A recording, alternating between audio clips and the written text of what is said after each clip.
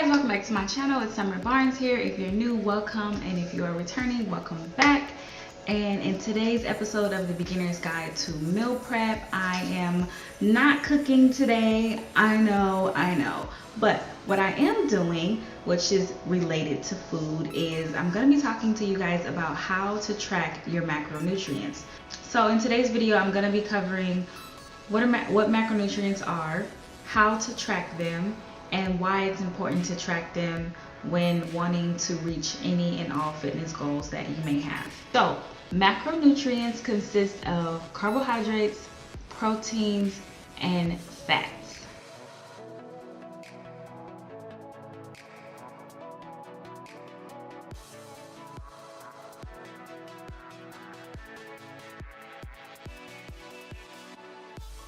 How to track your macronutrients.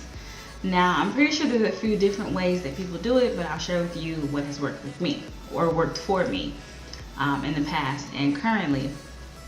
So when tracking your macronutrients, you want to look at what your fitness goals, what your health goals are at that moment in time, whether you want to reduce your body fat, whether you want to build muscle. You also need to look at your physical, your level of physical activity. Are you living a sedentary lifestyle, or are you active? Are you doing some type of physical activity 3, 4, 5 days a week?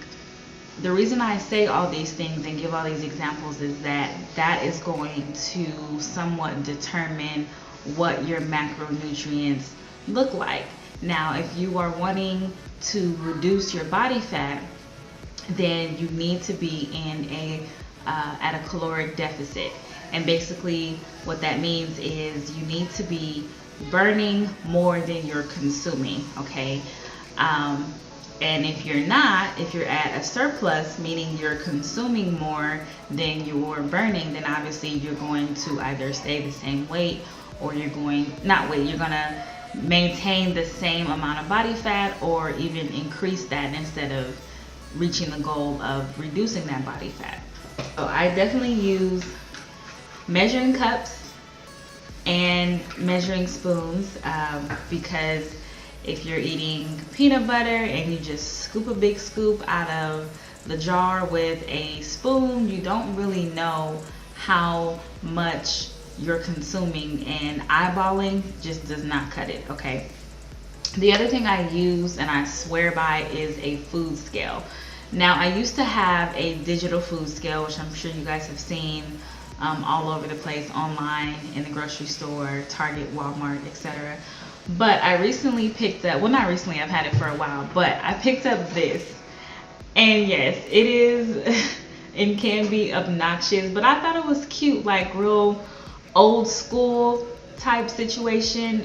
Sometimes it gets on my nerves, other times I really like it. But what I like about this one as opposed to a digital scale is if I decide that I want to weigh raw meat or something of that sort, this obviously comes off and I can wash this. Now with a digital scale, I would have to put a dish on top of the scale, zero that out, and then put on the meat, which is not really a big deal, but I just like the fact that I can take this, wash it, and it detaches. So yeah.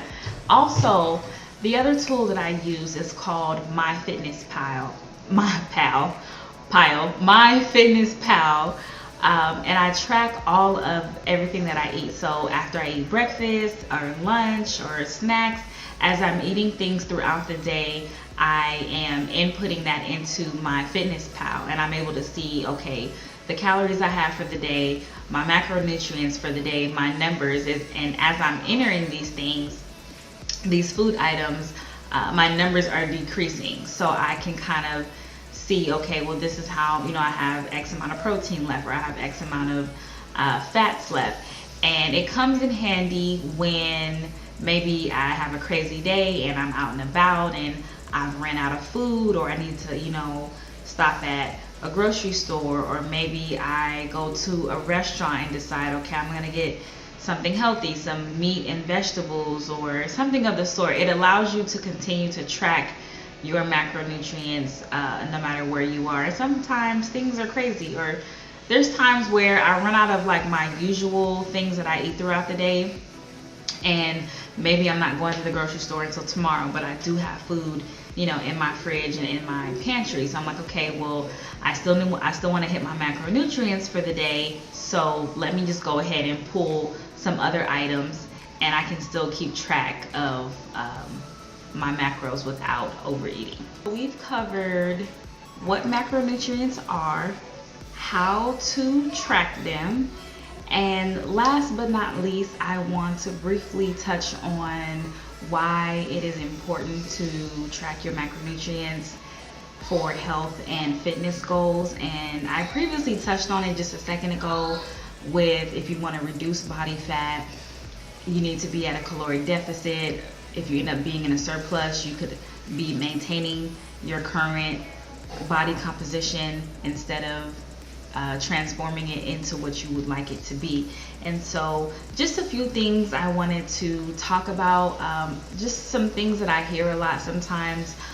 Some people will say, well, you know, I don't eat a lot, or I only eat once or twice a day. I don't know why I'm not losing weight. I don't know why I'm not you know, getting stronger, or whatever the case may be. And to that I say this: if you are consuming a meal, or say you're consuming 2 meals throughout the day, and those 2 meals consist of 4,000 calories, and you have not worked out all week, or you don't work out at all, then of course you're going to be at what I previously said is a caloric surplus.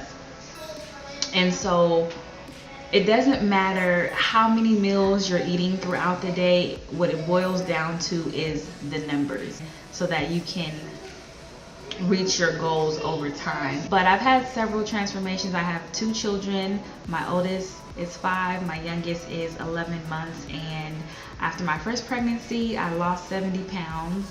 However, I gained 40 during that pregnancy, and just recently I am 11 months postpartum, and I gained 40 pounds with my second child, and currently I am down 54 pounds. And I get a lot of questions about, what are your secrets? What are you doing? How do I reduce my belly fat? How do I do this? How do I do that? And I have been able to achieve all of my past and current fitness goals by tracking my macronutrients. And so if I'm working out 3 days a week, my macronutrients are going to look different as opposed to if I'm working out 5 days a week, or if I'm not working out at all. So the first part of my postpartum snapback, well, is what I like to call it, journey, is the first 2 months after having my second child. I did not work out. I tracked my macronutrients, and they were set according to my lifestyle at that particular time. Then from there I moved into working out 3 days a week, and so my macros changed. I was consuming more protein, more fats, and more carbs because I went from not working out to working out 3 days a week. Now here I am 11 months postpartum, and I am currently working out 5 days a week. And so I'm hoping you're getting my the trend, the pattern there is that my macronutrients have changed yet again. And so it's going to be based on your gender, your level of physical activity, what your fitness goals are. All of those things are going to play a role in what your macros look like on a daily basis. That's all that I have for you guys today. I hope you enjoyed this video. There's so much more detail that I can go into when it comes to macronutrients, but I don't want to keep you here all day. So what I will do is I will leave some additional resources down in the description box, just to give you guys a little more information on macronutrients and just a little more detail, more than what I touched on today. But I will see you guys soon. Kisses. Bye.